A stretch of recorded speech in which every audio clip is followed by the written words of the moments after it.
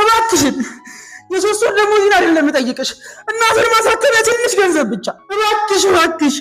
አትጨቃጨቅ ብር የለኝም አሁን ከፈለክ ስራውን ማቆም ትችላለህ ደግሞ ወንድ ልጅ በርከክ ሲያረግ ሲያንበረክክ እንጂ ሲንበረከክ አያምርበትም